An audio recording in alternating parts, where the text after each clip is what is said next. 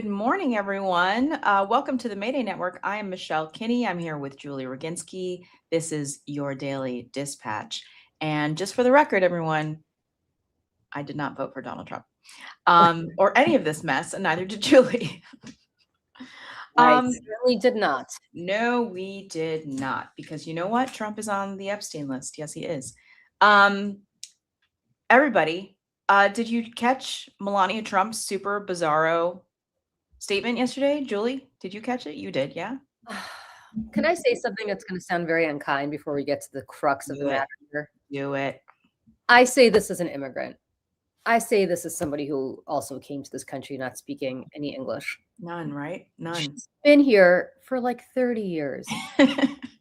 What is the fucking problem? Get a tutor if you can't figure it out by yourself. What is the problem? She literally, I forgot which word it was, but it was like, I don't know. The Jeffrey Epstein. No, literally she was reading off a prompter and she like, can we play this clip? Oh, I've got the whole thing. I think that people should watch it. Why don't we watch it? Yeah, let's watch it together, shall we? I am not his victim.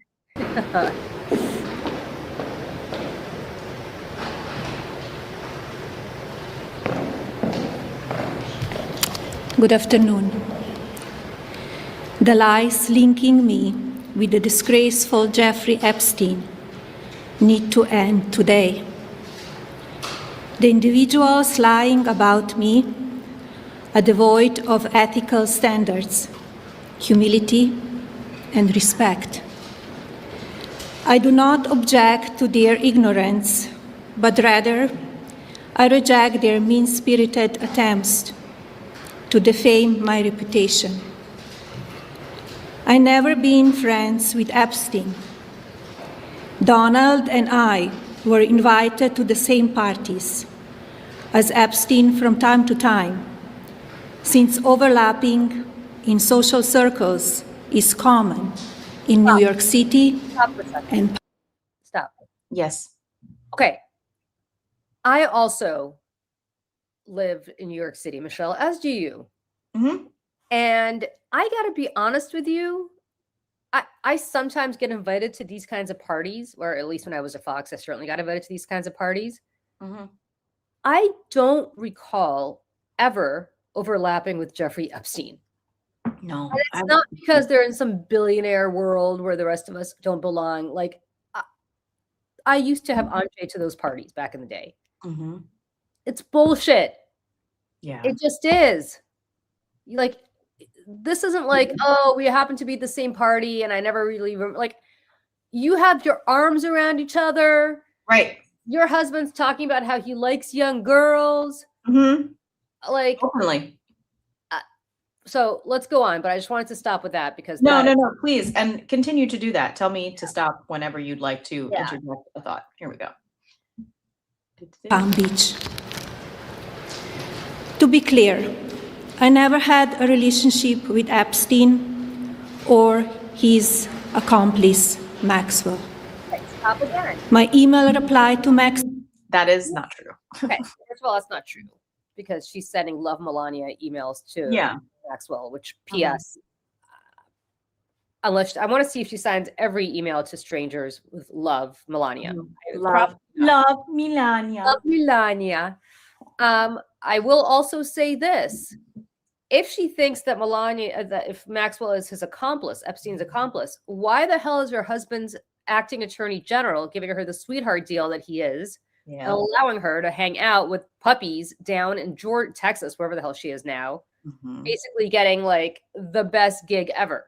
Like, it wasn't one of the Real Housewives. We've got a clip on our social media. One of the housewives was interviewed, was at the same prison, and she was like, every time that the Epstein survivors were on TV, Ghislaine Maxwell would like completely like disregard them. It was like very obvious, you know. Yeah. Mm-hmm. Let's go on. Let's go on. Maxwell cannot be categorized as anything more than casual correspondence. Cauterized is what you do when you're trying to staunch bleeding. Yeah. You cauterize the wound. You categorize something. Now, I think it's the same in Slovenian, because in Russian, which is very similar to Slovenian, it's kategoria. So it is a word that is not be difficult to pronounce. And it's also like there's a cognate there. I mean, it sounds like English. You know what I mean? Like you can tell like that would be, I mean, the root of the word, pronounce the words, don't put them in the prompter. Just don't. There's one word that I always stumble over. I'm trying to remember what it is, but there's one word that I always stumble over. I wouldn't put it in the prompter. I just wouldn't. Right. Anyway, go ahead. My polite reply to her email doesn't amount to anything more than a tribal note. I am not sorry. What? Tribal note? It doesn't amount to anything more than a tribal note or a tribal note. She's lived here for 30 years. I say this again as somebody who is also an immigrant. Trivial is not a hard word to say. Trivial, Melania. It's a tribal note. Trivial.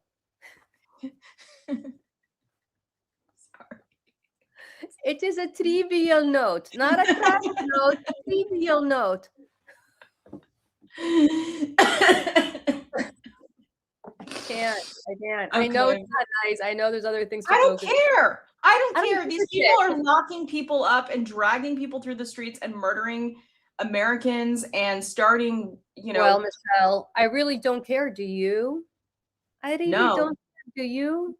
Okay. They get no grace from me. And by the way, Tim Miller tweeted something yesterday about this, and he was like, "I'm sorry, but could she learn some English, please?" I mean, I just like when they're like she speaks 60 languages. She does. English is not one of them. I don't know what else she speaks. English is not one of them. I'm actually wondering if she fucking speaks Slovenian at this point. But okay. Just really quick, have you ever seen the old videos of Barron when he was very little?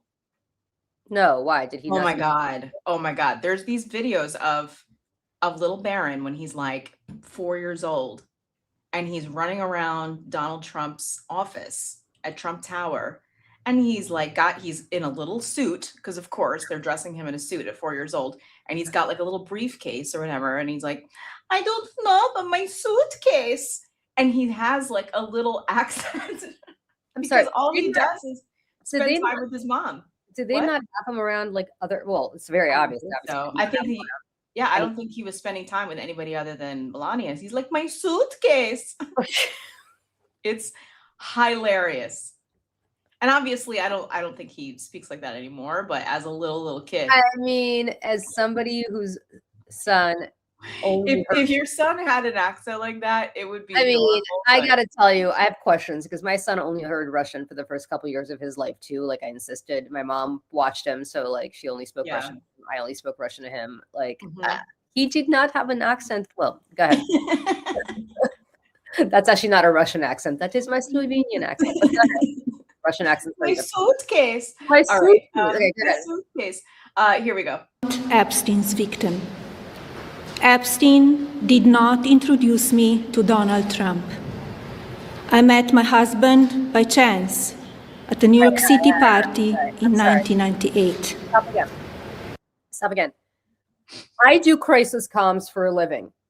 And let me tell you what you don't do when you're trying to avoid something. You don't say I was not Epstein's victim when nobody's asking you if you're Epstein's victim. And no one said that. Michelle, I do not have 5 bodies buried in my backyard in Pennsylvania. If you think I do, I do not. Like, what? No, you don't? So weird that you'd bring that up, Julie. Why would you bring that up, Julie? Why would you bring up that you might have 5 bodies buried in your back? Like, I'm not being defensive. You're being defensive. I'm not being defensive. Like, what the hell? And by the way, no, I don't have 5 pounds of heroin underneath the baseboard. Yeah, Michelle, why would you? I don't have 5 pounds of heroin buried in my apartment. Why do you think I would have that? Also, yes, and this is just my own personal predilection here as somebody who's, who runs a Me Too nonprofit. Stop calling them victims. They are survivors. Survivors. And there is a very, it's just like, stop. They are survivors. They are survivors. Yep. The only one who was a victim, because unfortunately she's now gone. Yeah. There's only one. The rest of them who are still alive are survivors. They have survived this, and they are hopefully thriving. Yeah. Or at least they're trying to hold. So, and if there's one person who truly acts like a victim and is a victim all the time, it's Donald Trump. Like and professional Melania. victim and like, oh, I'm sorry, there's something wrong with me. It's so hard to be me. I don't want to be first lady. Okay. Like, by the way, what is that suit? Like, sometimes she actually nails her look, and sometimes I don't know what that is. But I mean, like, she has a good stylist. I mean, it's you got a good stylist. I'm not so into this double-breasted. Well, like, I think it's like, I'm very serious now. I'm very serious. My extensions look very good today. Okay, go ahead. Keep going. This initial encounter with my husband is documented in detail in my book, Melania. Please buy my book, Melania. The first In the bargain bin, Barnes & Noble. My book. My book. My book. My book. $3.99.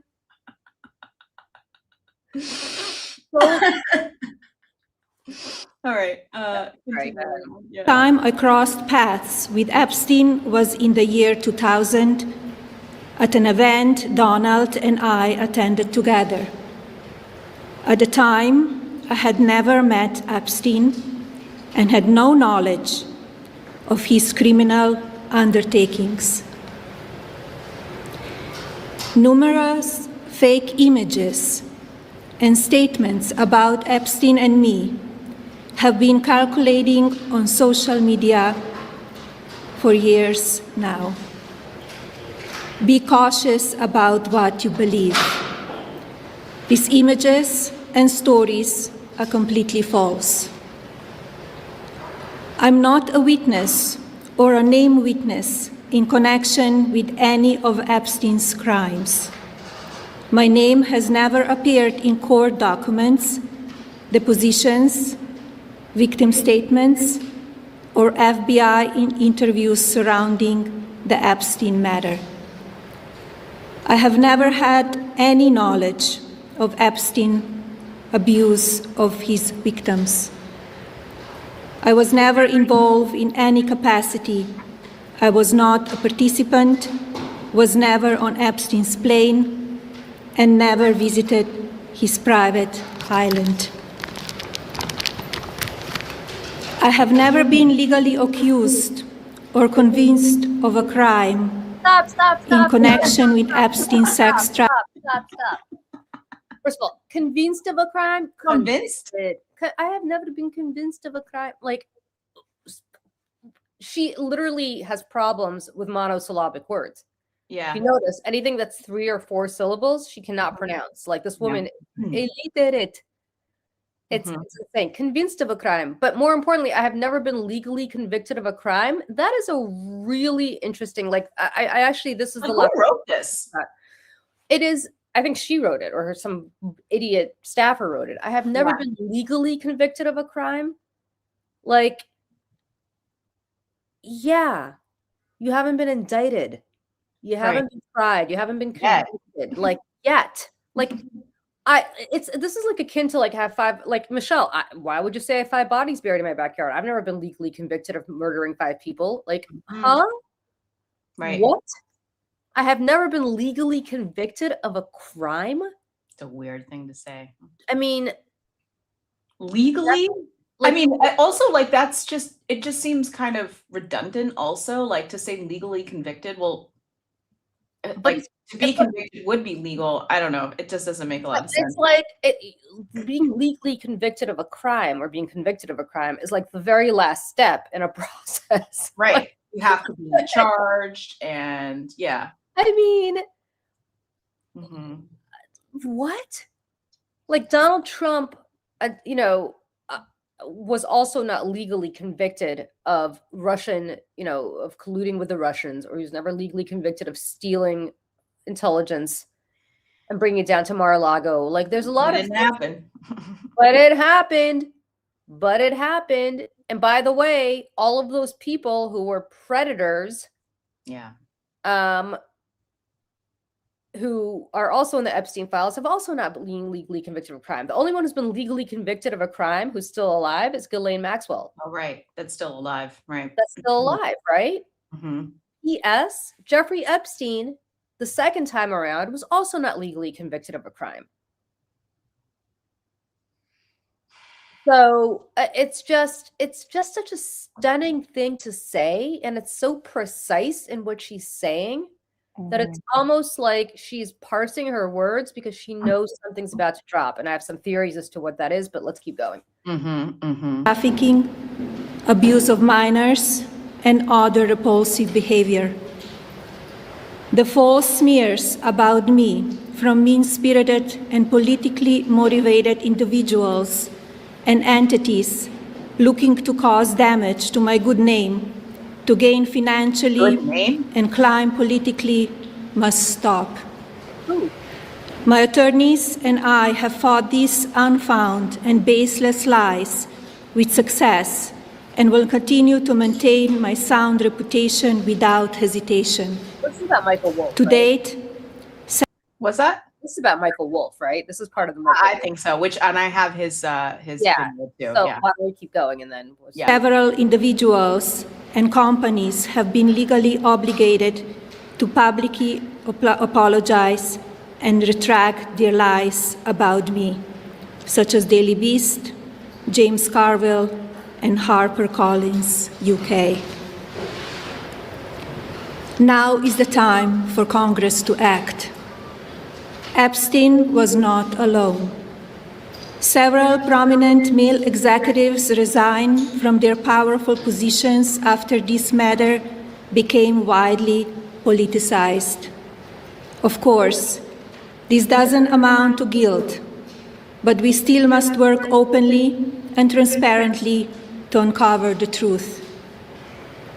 I call on Congress to provide the women who have been victimized by Epstein with a public hearing specifically centered around the survivors. Give these victims their opportunity to testify under oath in front of Congress with the power of sworn testimony. Each and every woman should have her day to tell her story in public if she wishes, and then her testimony. Pause for a second. I am loving that Melania Trump just endorsed getting rid of NDAs. Love.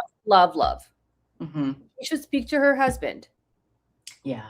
She should speak to her husband because guess who has a bill in the House and Senate right now?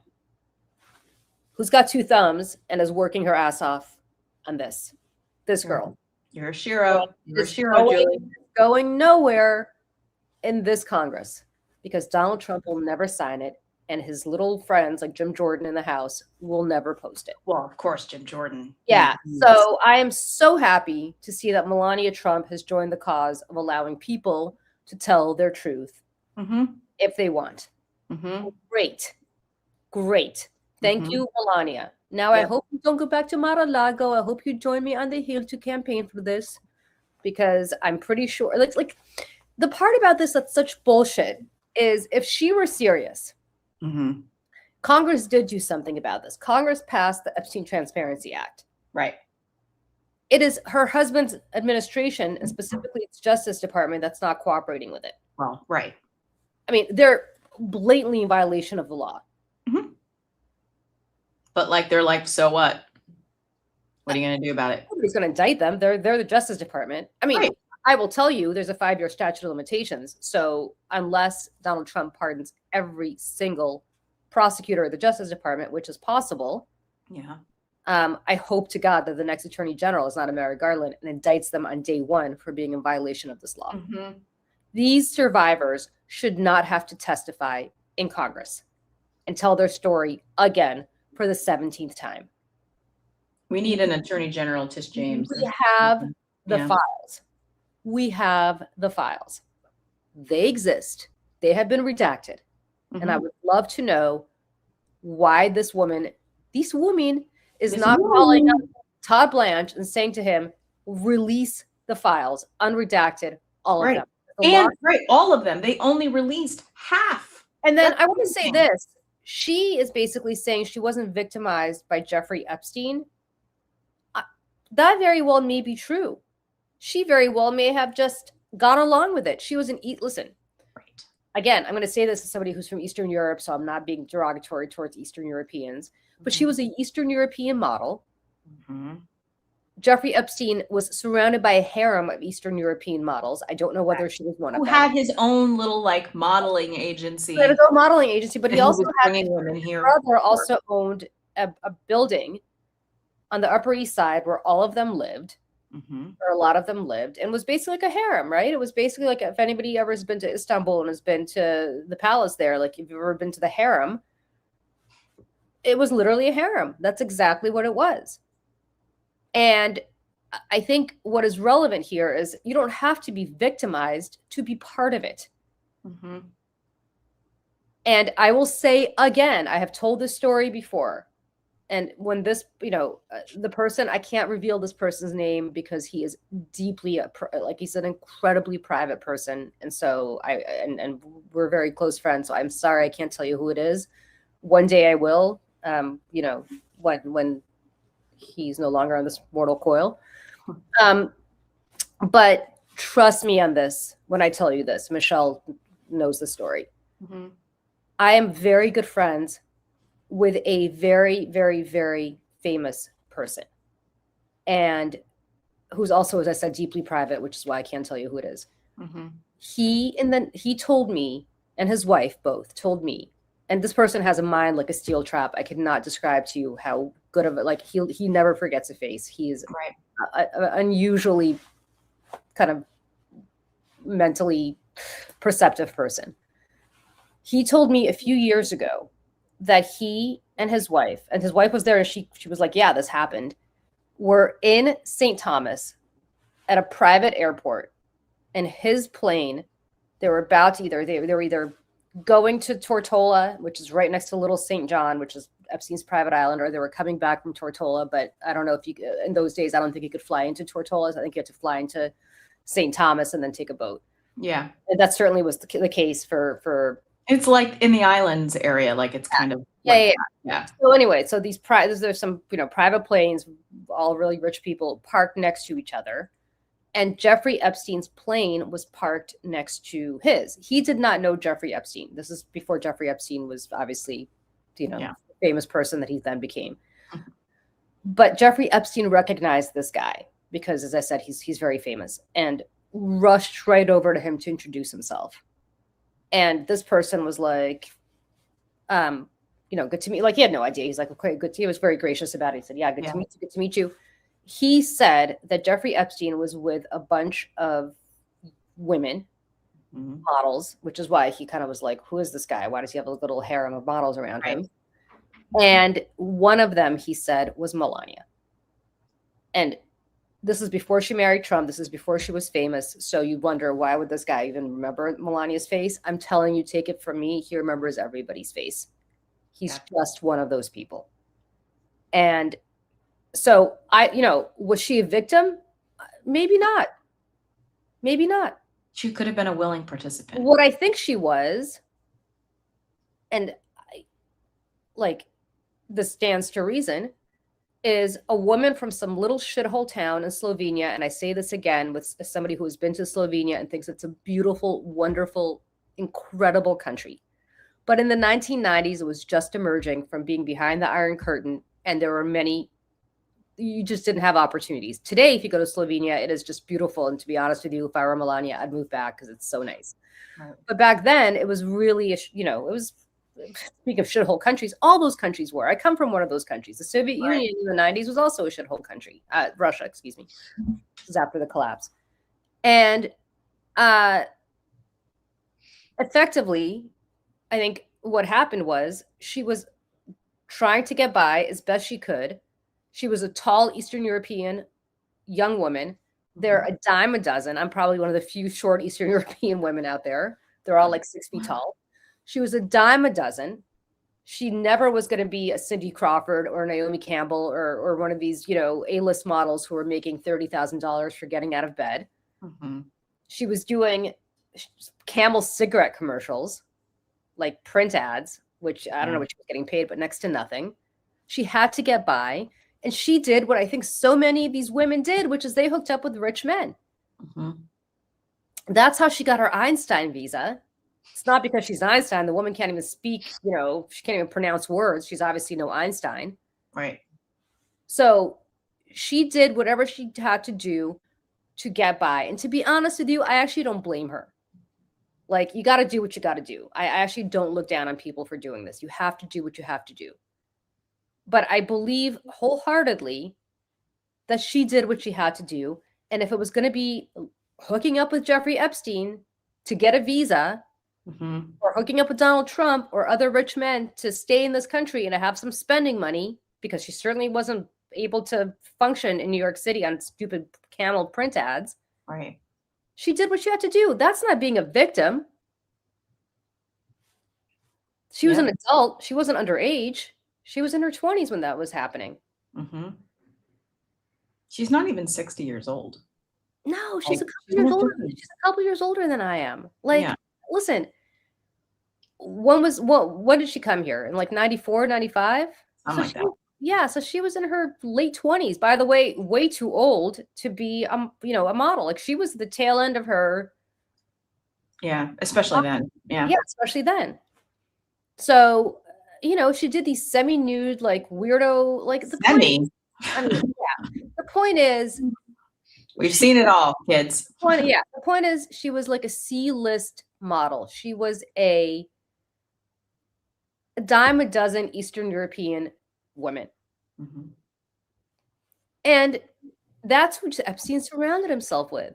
Yeah. So I fully believe 100% what my friend told me, which is, she was hanging out with Epstein. Listen, all of a sudden she gets to be on private planes. She gets to be flown to the Caribbean.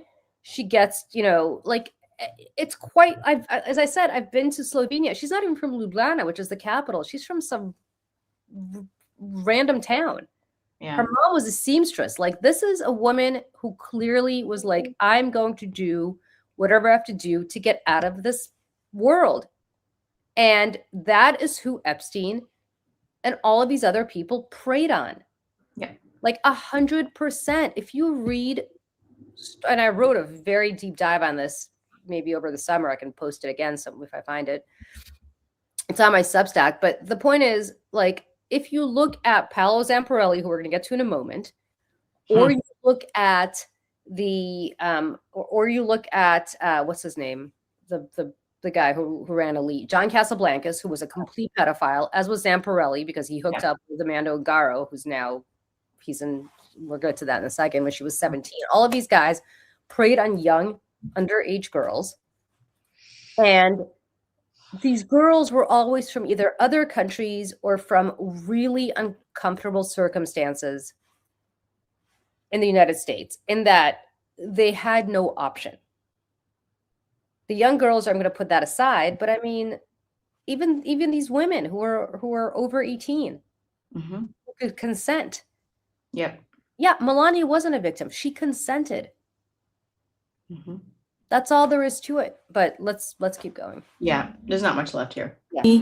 Should be permanently entered into the congressional record. Then, and only then, we will have the truth. Thank you. And doesn't take a single question. Okay. Look, here's what I think is interesting. First of all, like, somebody put a press advisory out for her, right? She did this at the White House. She didn't do this in New York. She didn't do this at Mar-a-Lago. Like, she actually flew to Washington, which is a rare thing for her. And she put out an advisory. So somebody at the White House was involved in this, whether her husband. Trump then immediately starts posting pictures of, like, people being murdered to death. A video. From beginning to end. Posted a video of a woman being violently murdered. which I think on his social media yesterday. yeah, which I think is an interesting choice. But obviously to change the subject, which nobody bought.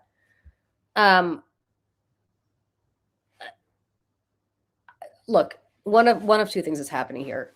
One, either Michael Wolff, who's in a lawsuit with her, something's about to come out. Do you want me to play that video? Yeah, why don't you? A new book was published yesterday in the US and UK entitled The Rise and Fall of the House of York. It's by a British journalist by the name of Andrew Loney. And it's about the pathetic life of Prince Andrew, but it is also about his connection to Donald Trump, Jeffrey Epstein, and Melania Trump. And in fact, it contains a passage in which Epstein is quoted, and this is from an interview apparently in 2007, where he says that he had sex with Melania a full year before Donald Trump commenced his relationship with Melania. Now, the hardcover copy of the book was widely available yesterday, and it contains that passage. But the ebook and the audio book, which were also released yesterday, do not contain that passage. So what happened here is that between the printing and the distribution of the book and its release is that Melania Trump started to send threatening legal letters to anyone who might connect her directly to Jeffrey Epstein.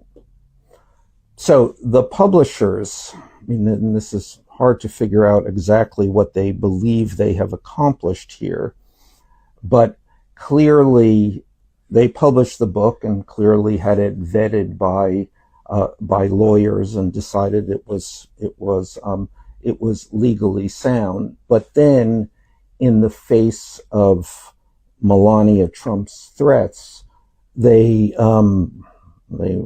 ran and hide. I mean, it's kind of ostrich-like to think that they could put the book out and that the printed book can contain one thing and the other versions another, but that's not the point. The point is just panic. So we're at this moment in time when this information about Epstein and Trump and the Trumps is coming out, and yet at the same time the White House is doing everything to stop it from coming out. And this is certainly an example. Well, okay, so I will say this. First of all, the part that he didn't mention is HarperCollins is owned by Rupert Murdoch. oh, interesting. So before we get too excited about why HarperCollins blinked because it's owned by Rupert Murdoch. Well, and also I just want to add that Melania and her lawyers have been sending threatening letters to a lot of people, including influencers, Democratic activists. Like, I don't know if this person has been public about this or if I'm supposed to say anything, so I'm not going to say anything, but somebody that we know was sent one, like a cease and desist, recently about Melania also, and who's just, like an online person who has a Substack. So, this is what they're doing. You know what? I would hope that this person doesn't stop and let Melania sue. Mm-hmm. And then we'll see you in discovery. Yep. Mm-hmm. Like, that's the thing. Yeah, it's just the cost of legal bills. You threaten a lawsuit. Now, it may be because I'm married to a lawyer, so I don't have to worry about legal fees, although he probably wouldn't be happy with me saying that because he has other things to do than defend me in libel suits against Melania Trump. I'm married to an attorney, but not that kind of attorney. Yeah, so I always Yeah, but I'll see you in discovery. Yeah. I'll see you in discovery. Yeah. So because look, like, I'm not even being careful about this. I will say this. We don't know what the history of Melania Trump and Jeffrey Epstein is. We don't know. But I will tell you this. There's enough photographic evidence that they were more than just people who saw each other at parties. I don't send people I don't know emails that end in, I can't wait to see you when I'm down in Palm. I don't hang out in Palm Beach because I don't hang out in Florida. Here's a report on MS Now yesterday about that email that she sent. I want to read one of the materials that we have access to, Vicky, and get your analysis on what's happening here today. This is the email that's in question. Dear G, how are you? Nice story about J.E. Sounds like Jeffrey Epstein in New York Mag. You look great on the picture. I know you are very busy flying all over the world. How was Palm Beach? I cannot wait to go down. Give me a call when you are back in New York. Have a great time. Love, Melania. Okay, here's the thing about that. This isn't her responding to Ghislaine Maxwell. This is her reaching out. This is her reaching out. Because New York Magazine did a story on Jeffrey Epstein. In that same story, by the way, is when Donald Trump was quoted saying, and he likes, I hear he also likes young women. He like me, he likes women. Some of them are quite young. Pretty young, right? So, I don't really think it was a great story. It kind of exposed him as being a pedophile. But it's also fascinating because obviously there was a relationship there. It wasn't just that they ran into each other at parties. Right. I'm positive. I don't email people like that. I don't email people randomly. Like, I'm positive that I've been at parties with people who probably are unsavory, right? Like, I'm sure we have been in the same room together. Yeah. I know for a fact I have been. Yeah, I don't like unknowingly at the time, but yeah. I don't reach out to them. I don't sign emails love Julie. I don't say G, like we have nicknames for each other. Right. I don't say give me a call the next time you're in New York. Yeah. All of this are just, it's just bullshit. It just is. And that's what I'm saying. Well, and on Nicole Wallace yesterday, she had a reporter on whose name I don't know, so I apologize, but he apparently called Trump after this. And of course, Trump was like, I didn't know anything about it.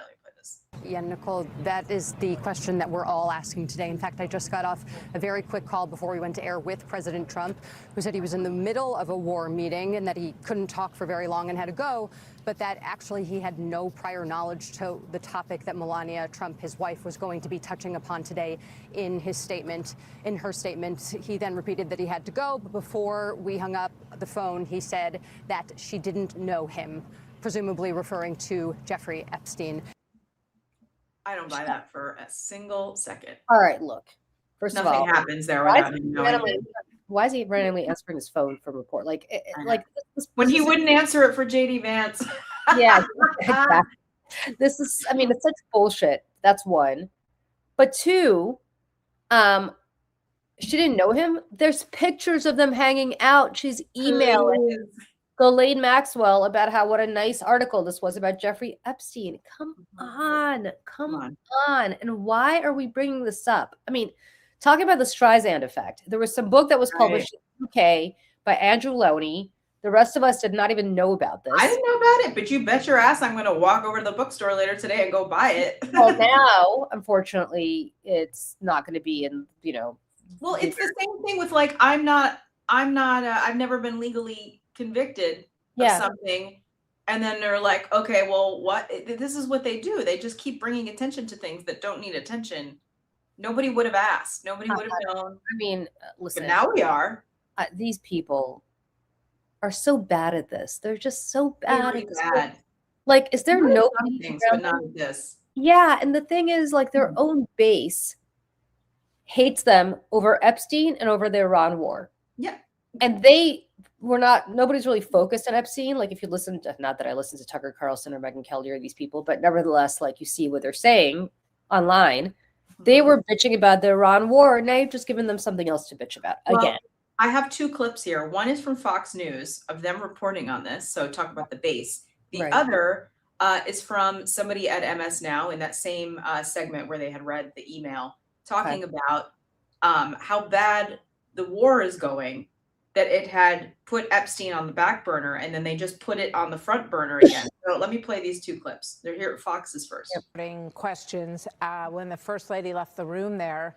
Senior White House correspondent Jackie Heinrich has been asking some of those questions, trying to find out what else we know about this statement, what prompted this statement, why this afternoon.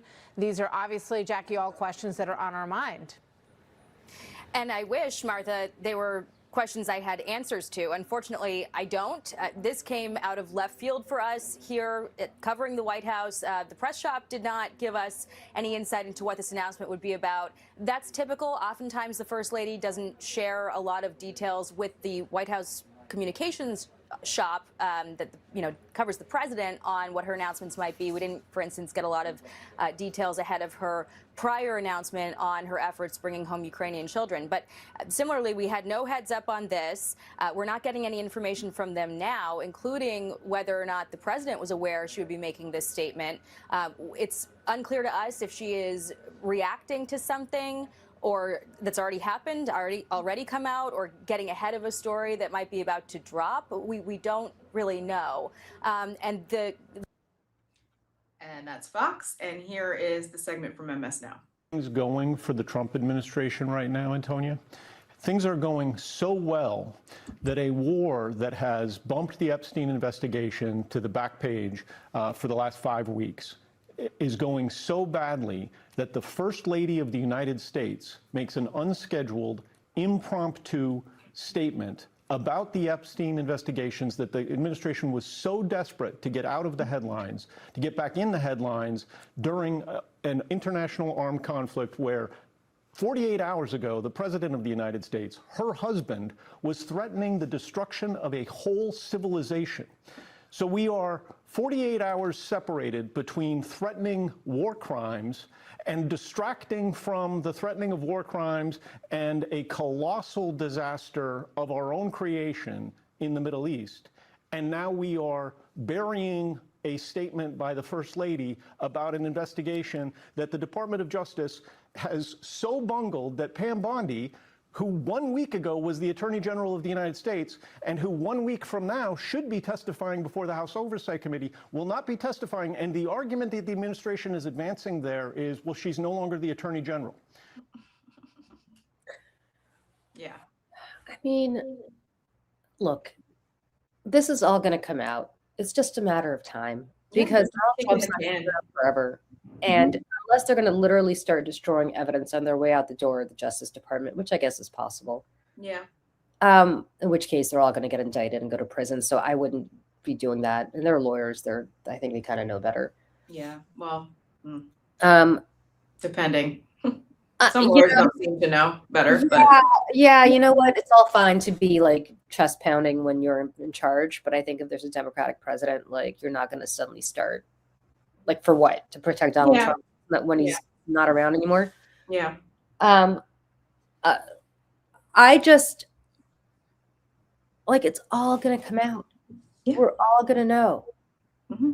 And the reality is that eventually they're going to get Bondi under oath. Eventually they're going to get all of these people under oath.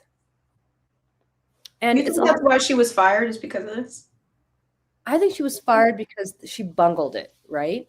Yeah. Because she wasn't doing enough. And I think he's going to ultimately keep Todd Blanche in that role. Well, I don't know if you saw what he said the other day. He said in a press conference that he said, if he wants to keep me as interim, that I'd be so honored. If he wants to give me a different job, I'd be so honored. If he wants to nominate me to be Attorney General, I'd be so honored. You know, whatever it is, I'm so proud to work for the president. And I'd say, thank you, sir. I love you. I love you. Yeah, I know. I love you. Well, he's really, listen, he's freaks. He's working very hard to get to be freaks. I mean, he's working very hard to be Attorney General. And by the way, daddy. He is exactly the kind of Attorney General that the next Democratic president should put in there. And I know everybody's going to say, oh, no, the Justice Department. No, I'm with you. President, the Attorney General works for the country. Yeah. Okay. We'll get back to that one day. Mm-hmm. First, this Justice Department better have fucking accountability for everybody here. Yep. I mean, all of these people need to be in the dock. All of them. Mm-hmm. Starting with Todd Blanche, who Yeah. is, as we sit here today, violating a law that was passed by the United States Congress and signed by the President of the United States. Mm-hmm. The same genius who was running all of Trump's, defense against E. Jean Carroll and everything else with Alina Habba. Like, yeah, I just like, I mean, without scruples, but also like not so bright. Yeah, but I mean, you talk to Ellie Honig, right?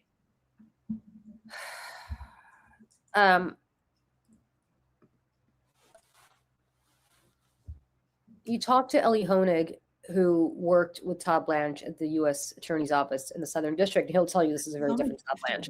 Jesus. Just what? Todd Blanche is only 51. I guess, yeah. So they worked together at the U.S. Attorney's Office, and he said it was a very different Todd Blanche from the Todd Blanche that we see today. And I'll tell you, ambition is a hell of a drug, and you see that on this. Yeah, it's like, Gollum. It's Gollum, where he's like, my precious. It's like they get the ring and they become crazy. Yeah, they become crazy people. And I mean, look. Excuse me. I have to. I got to tell you, I think the walls are closing in. They just are. And you see what's happening here, right? Republicans are going to lose big time in November. Bigly. At which point, a lot of the base is going to blame Trump over the Epstein files and Iran. Uh-huh.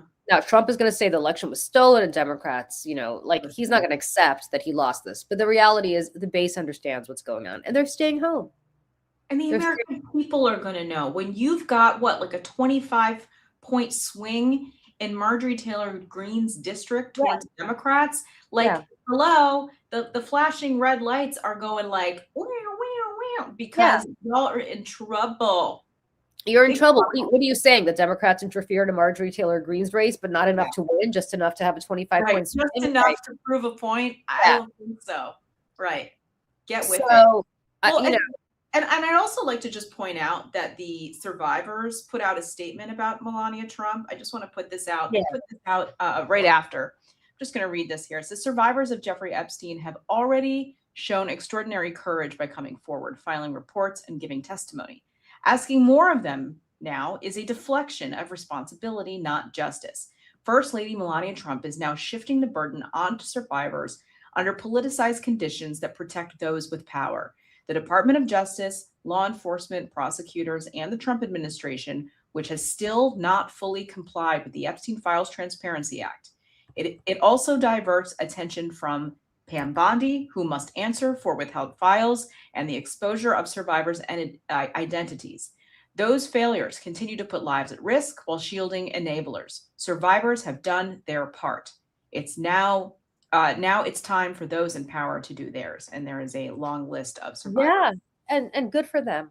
And good for them. These women are heroes in ways that I cannot even begin to describe. I mean, braver than any of us can even imagine. Relentless. I know what it's like to come out against powerful people. Yeah. And I will tell you that as scary as it was to speak up against the two people who I spoke up against, who are both very powerful in their own way, it is nothing compared to what these women have been through for 30 plus years. Yeah.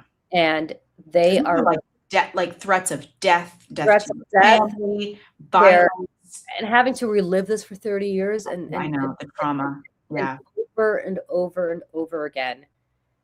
And to pass a law, which they effectively did, and to have that law be ignored by the Justice Department, which is, we should change the name of the Justice Department to something else, because it's certainly not the Justice Department. There's no justice here at all. Yeah.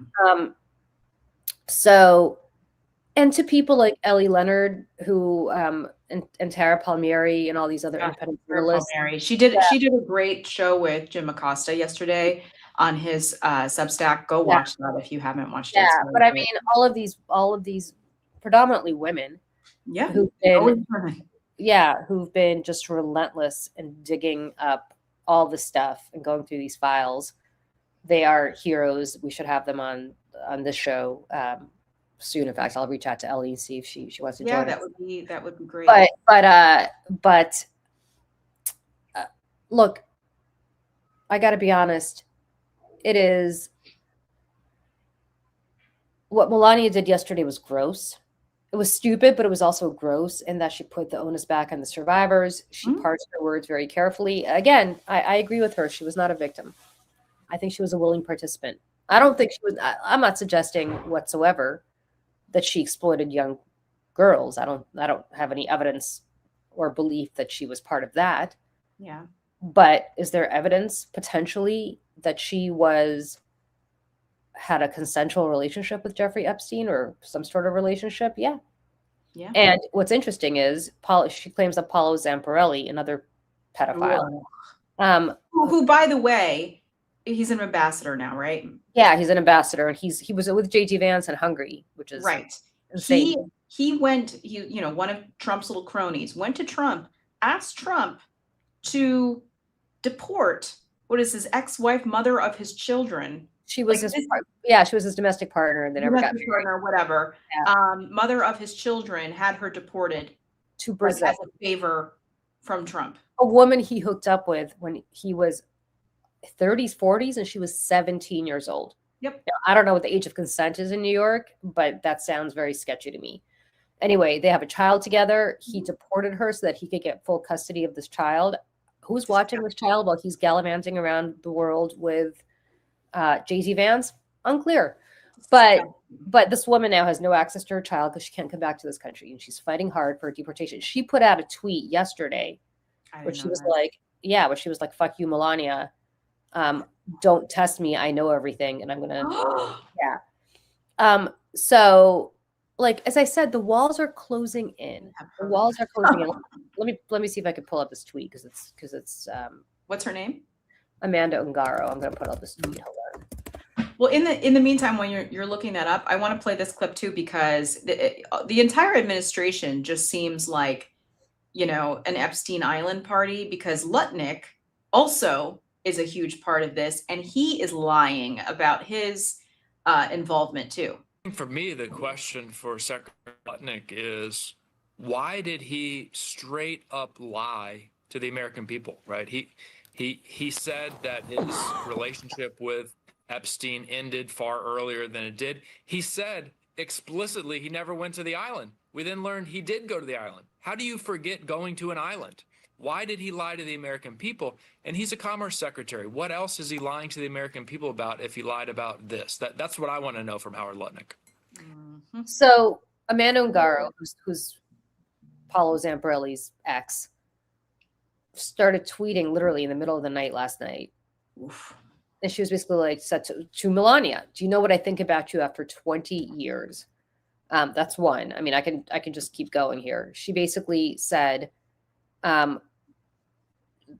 "Until you fall as a little chicken, I have nothing left to lose in my life. I will tear down the entire system. Be careful with me, bitch. I will tear down your corrupt system, even if it's the last thing I do in my life. I will go all the way. I am not afraid. Maybe you should be afraid of what I know, of who you are and who your husband is. We'll take legal action against you and your pedophile husband. I have known you for 20 years. You knew I was detained in ICE. You were present in my life every year, my son's birthday, even sending Secret Service and being the first to congratulate him back in 2016. Something was clearly wrong, but I'm not part of any evil mission involving children. So what did you do, Melania? You tried to involve me, but you failed because I have character. Do you know what I think about you after 20 years? And then she tweets at Pam Bondi.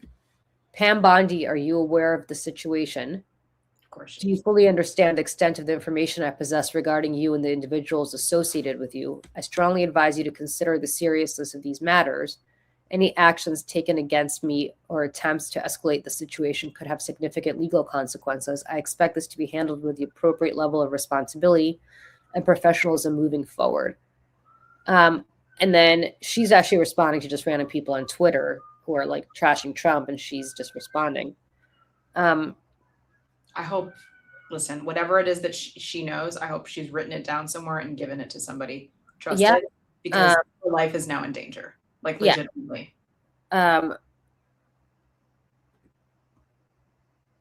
So yeah, I mean, you know, she's still obviously not in ICE custody. She's been deported. No, she's deported. What country? What country?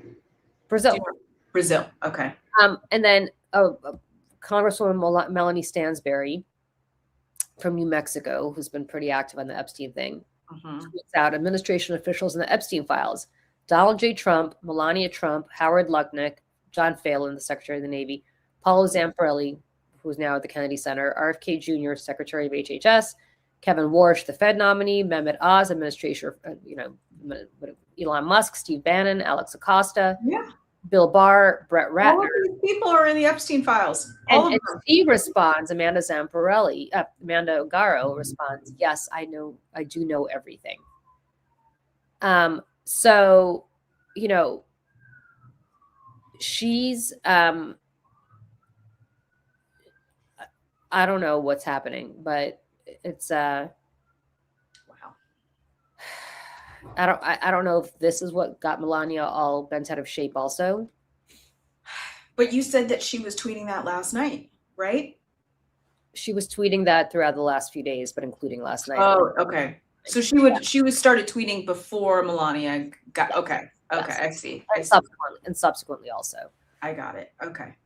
So, I mean, listen, as I keep saying, the walls are closing in. And I know we always say Trump gets out of stuff, you know, he always weasels out. But I'm telling you, this feels different because he is a lame duck more and more every single day. Now, I have been very much focused on this Hungarian election. I'm going to tell you why I'm going down. Yeah, I was going to ask you about that. I've been very focused on this Hungarian election because Hungary, to me, Hungary and Israel in many ways are both kind of canary in the coal mine for where this country is going. Yeah. Israel, because Netanyahu was doing the shit that Trump is now doing way before Trump was doing it. And if you want to see where this country is going, you only have to look at where Israel was going before Trump was around. I hope that people understand too, and I just want to say this, that the way that Israeli elections are, like the way that they go, like Bibi Netanyahu hold on to power with a tiny fraction. Tiny sliver. The majority, the vast majority. Yeah. And so there's so many people in Israel who hate what is happening, and they hate Bibi Netanyahu, and they're out in the streets. And I really, my heart breaks for the people of Israel who have to wear this man the same way that we have to wear Donald Trump. Yeah. And the difference is when I, as I said, I went to Asia last 2 weeks, I don't remember last week. And time has become very difficult to keep track of. But the difference is when I went, I think I told the story, I was in Korea and a waiter came up to me in very broken English. Oh, we love America. But Donald Trump, but we know you're not. Right. We know you're not Donald Trump. Israelis don't get that benefit of the doubt, which breaks my heart, because the vast majority of them feel about Bibi the way that we feel about Trump. Yeah. But the reason I'm so focused on Orban and focused on Hungary is that they have an election coming up on Sunday. If you believe polling, which you should. Kiss of death, by the way, from JD Vance. Did you see that the polls went? Yeah. Trump, Orban is going to lose in a landslide. Now, is Orban going to leave? There is a question as to whether Orban is actually going to leave. Yeah. And watch for that, because there's a question to me whether Trump is going to leave, because who's going to get him out of the White House? The military is not, because it's now controlled by Trump loyalists. Who's going to escort him out of the White House? So, however, so I watch for what Orban does. It's going to be interesting. And I think, I don't know what your schedule is like on Sunday, and I'm going to be watching the Masters also, but I believe the polls close there at 7 their time, which is 12 p.m. our time. We'll do something. So we should go live or do something to check in. But that's going to be big news for sure. I agree. But look, I think what we need to pay attention to is the fact that Donald Trump is deeply, deeply unpopular now. And a lot of that unpopularity is coming from his own people abandoning him and independents who voted for him. So you see like the 2-page thing he wrote about Alex Jones, Candace Owens, Tucker Carlson. I mean, going on and on and on about them. But I'm like, yeah, but they're the future of MAGA too, which is just so scary. You know what? I hate to say this. I'm actually Team Trump in this fight because they are deeply like, listen, I used to be friendly with Megan. I know her. Right. Megan. And she said something yesterday that was so deeply anti-Semitic. Now she would say it was anti-Israel, but she actually talked about Jews and not a lot of people say that. Yeah, no, but she was actually talking about Jews. That I was like, wow. Like I actually watched that and was like, she was having this conversation with Tucker, and I was like, oh yeah, I mean, listen, the two of them. Yeah, and I used to be very friendly with Tucker too, and I was like, well, because you worked with him. I worked with him, yeah. But more than that, like he and I actually had a good relationship. And so I was like, wow. Like they're not, I mean, I don't know if Trump isn't saying this stuff because of Jared. I happen to think BB's got shit on him. I think everybody, like, listen, you want to talk about surveillance and spycraft. I mean, the Israelis. Yeah, we don't know everything. We don't know what's in the Epstein files. Believe you me, the Israelis do, and believe you me, the Russians do.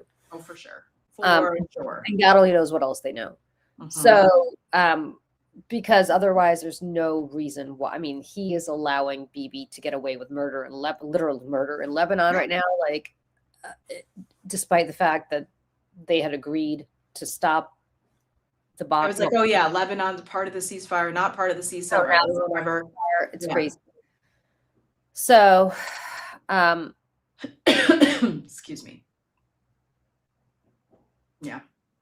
There's a lot of different flavors of anti-Semitism going on the right and on the left. And it's very, very, very, very, very and we're going to do a show on that one day because I actually want to talk about that. It's deeply. And as the non-Jew in the room, I feel very passionately about that because I'm finding that there's a lot of words that are being used interchangeably with Jew in a lot of comment sections that I am deeply uncomfortable with, and people really need to check themselves when they're writing these things. It's okay to be upset with governments. It's okay to be upset with, anti-democratic, forces. Okay. But like, be careful. This is all I ask.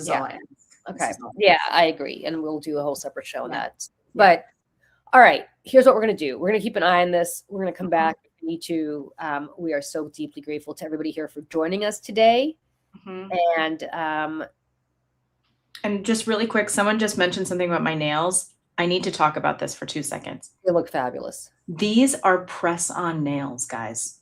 Can I tell you, I didn't know about that, like press-on nails have evolved into this thing. I just realized this because I've been trying to, because every time you go get your nails done, it's like super expensive. And I was like, and then it destroys my nails because I get the gel and the whole thing.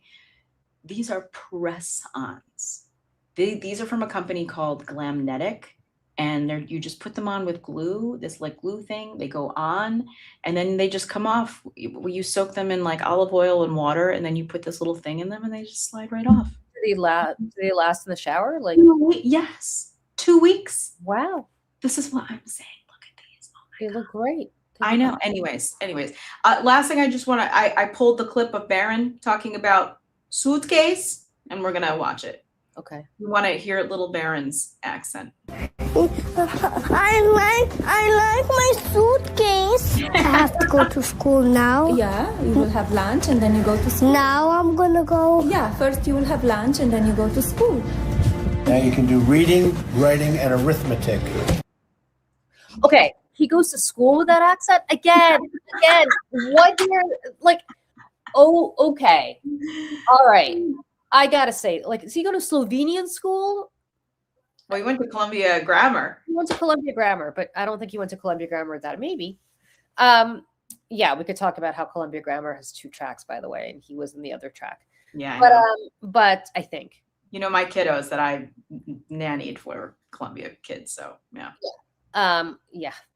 By the way, when I was applying for my son to schools, one of the schools that I was looking at was Columbia Grammar, and it was right after Trump got elected that I had to do school the first time in 2016 that I did the school tour. Yeah. And I asked them specifically, I was like, so I'm a little concerned. Is Barron Trump moving to DC right away? Because I don't want secrets. Like, it was kind of a risk, right? A national, like, I don't want. And by the way, this would apply also to a Democratic president's son. This was actually directed like, I don't want Secret Service around my kid. I don't want my kid to be a target because the president's son goes to school there. Like, I get that it's not fair, but I only have one kid, and I am very protective of him. And they were like, we don't talk about Barron, we don't whatever. But it was interesting because I have friends whose kids go to Columbia Grammar, and they had great stories about Michael Cohen that were hilarious about how he was like, there was an auction at Columbia Grammar, and they were trying to raise money for the school, and sometimes they have these auctions. Yeah. And I guess he was either the auctioneer or he was trying to auction off a weekend. The details of this I don't remember, but I think it was like either a weekend at one of the Trump courses, or no, it was dinner with Trump, or it was some meet and greet with Trump. Like, there was some sort of Trump connection, and nobody bid on it.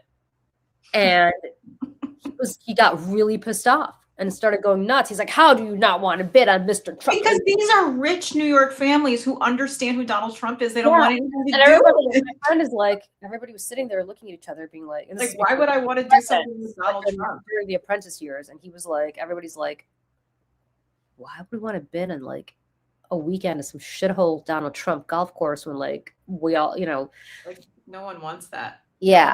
Yeah. But let me just say this again, somebody whose son, and I say this as an immigrant, and I say this as somebody who raised her son to only speak Russian during the first few years of his life.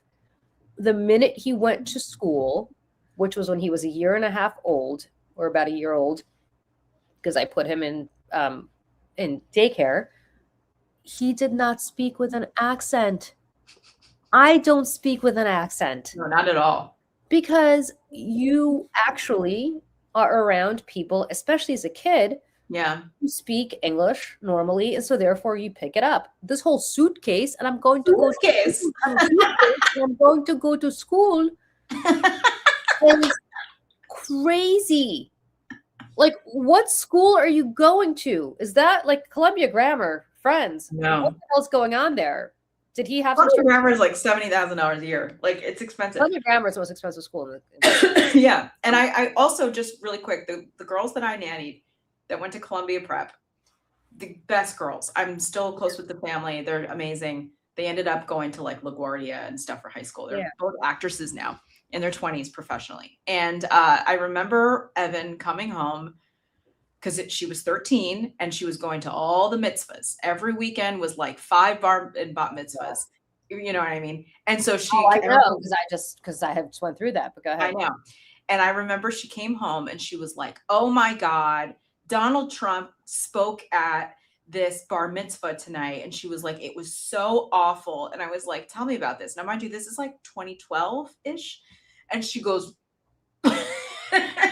she does this whole, I just want to congratulate like 13-year-old little Evan is like giving this performance of Donald Trump like back then. That's why I like when people like Julie and I are like telling you like he's hated here. Nobody likes him. Nobody likes this guy. That's why he moved to Florida, because that's why Ivanka and Jared moved to Florida. They were kicked out of New York society. Yep. All the people that they thought they were going to be friends with. Ivanka wasn't being invited to the Met Ball. Melania is not being put on the cover of Vogue. She's all pissed off at Anna Wintour. Anna Wintour just took a massive like dig at her. Which is funny because they're the Bezoses are running the Met Gala this year. So, I mean, Yeah, well, the Bezos are let's be clear, they're underwriting the Met Gala, which is why Anna Wintour made them co-host. That's probably part of the deal. Ridiculous. Yeah. This year, I refuse. I mean, I don't think that Lauren Sanchez and her look is up Anna Wintour's alley. No. It's a little plastic. Yeah, little for Anna Wintour's sake. Yeah, little plastic. Yeah. Anyway, all right. Great to see everybody. We will see you soon. And we'll be back at 11 with Jeff Jarvis, everybody. Just FYI, we're going to be talking about CBS, man. Oof. They're doing some bad stuff. Also, later tonight, Julie, you're welcome to join. If not, all good. We're going to do a little splashdown coverage. The Artemis astronauts are returning to Earth. So it's 8:07 is when that's going to happen Eastern. So I'm going to jump on at 7:30 and we can watch live coverage. Tomorrow we have Dana and Lawrence joining us on Saturdays for Sanity. By the way, I love that Dana and Lawrence are joining us on Saturday. I know, me too. And it's so nice. Dana's on Pacific time. So the fact that she gets up that early to join us is like so kind, and just, we love that. So. All right. We'll see you guys in about 40 minutes right back here. So don't go anywhere, and we'll see you soon. Yep. Bye. Bye, everyone.